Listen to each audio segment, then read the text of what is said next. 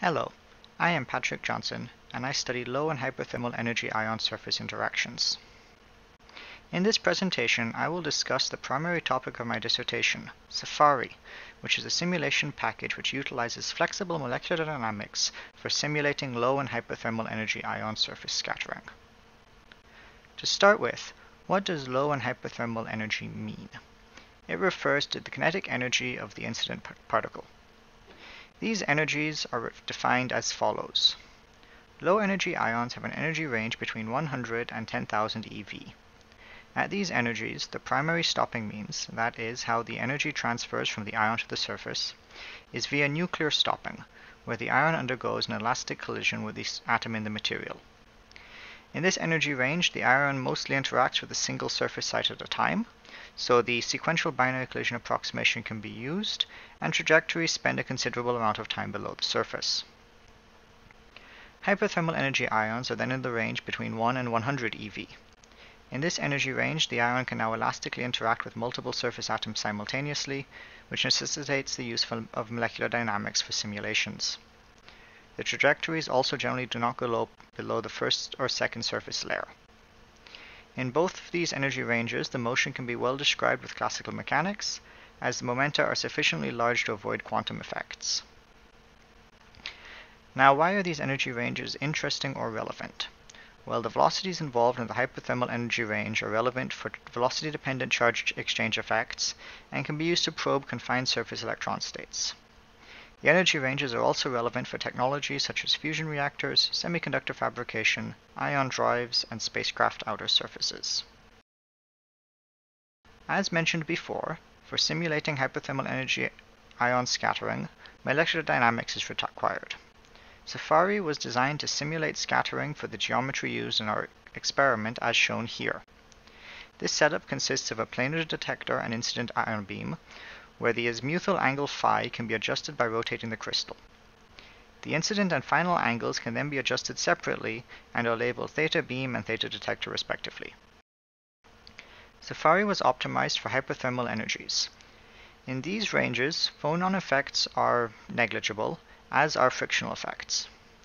SAFARI consists of two main target selection algorithms, an adaptive grid method and a Monte Carlo method. Both of these methods use the same equations of motion, however they differ in how they select where they send the particles.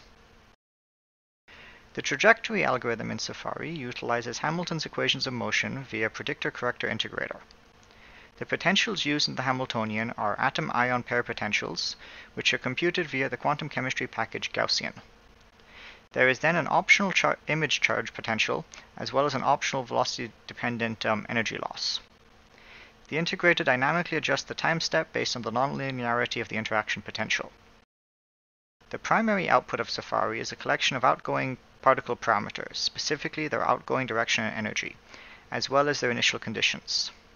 There is also an optional output mode, which outputs the entire trajectory of a single particle, which can be useful for producing animations.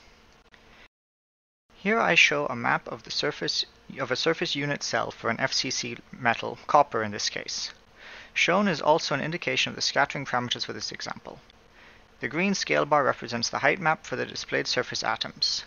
I will now include the results of a short SAFARI scattering run. Now there are a bunch of detections visible on the plot. The detector in this case was a 1 degree wide detector placed at 45 degrees with respect to the surface normal.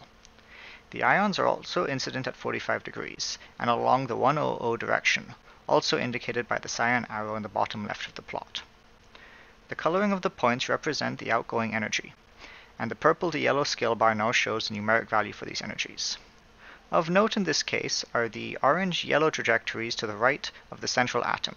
Here there are 6 clusterings of points, however only 4 distinct types, as the lower 2 are the same as the upper 2 after symmetry considerations. Here are some videos of the specific trajectories involved in those 4 distinct clusterings. The incident ion is represented by the dark blue sphere. These videos were made using the aforementioned optional output mode and were rendered using a software package called VMD. In these videos, any surface site which obtains more than half an eV of kinetic energy from the projectile is highlighted. In this particular run, the surface correlation effects were disabled, as they did not significantly influence the outgoing trajectory of the ion. Switching over to what the detector sees, we have this. This is a plot of intensity versus energy for the outgoing particles.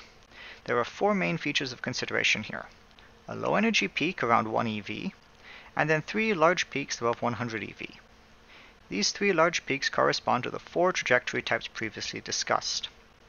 Of note is that the zigzag trajectories both occur at the same outgoing energy, and are not resolved separately by the detector in this case. To convert SAFARI's output to the plot presented before, the outgoing trajectories are assigned to Gaussian energy bins, which get integrated into a single plot. The bins for the outgoing angles are fixed, as they represent the fixed areas of space for the detector. This binning technique has a few adjustable parameters, which affect the plot differently. The width of the energy bins adjusts the peak widths, as well as some adjustments to the height. The angular bin size greatly affects the detected counts, but can also adjust peak positions, and adjusting the location of the angular bin is used to adjust the alignment of the detector. Here we have some examples of comparing SAFARI simulations to experimental data.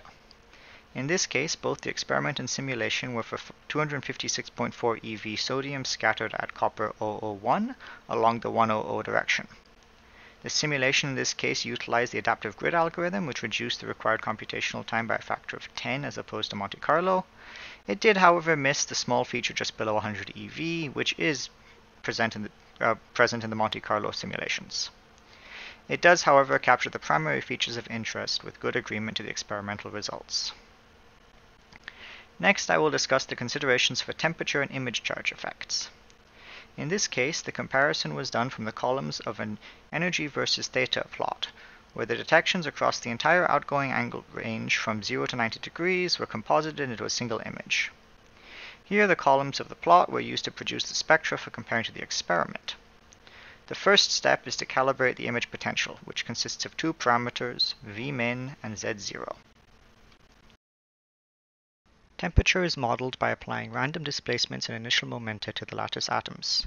These positions and momenta are selected based on a simple Einstein spring model for the surface, and are selected from a Maxwell-Boltzmann distribution for the chosen surface temperature. This calibration is done via 0 Kelvin simulation, as the image effect is not strongly temperature dependent. Here is the results of this fitting, which shows good agreement with the locations of the points, except it misses this high angle feature.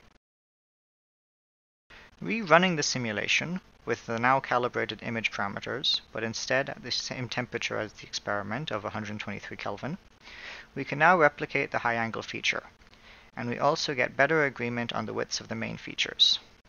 This can be used for examining temperature-dependent effects on hypothermal energy ion scattering, as well as the thermalization model used in SAFARI.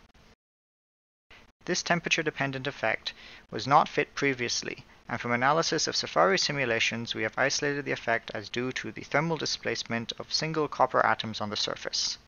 A new publication is currently under preparation about this.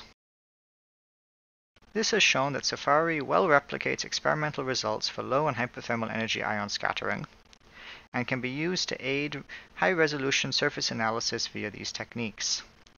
There is also documentation available for SAFARI at csafari.readthedocs.io. I would like to thank the organizers of PEC 2021 for the opportunity to give this presentation, as well as my advisor Dr. Chad Sosolik and the rest of the Sosolik group for the opportunity to do this research. Thank you and have a nice day. Do you have any questions?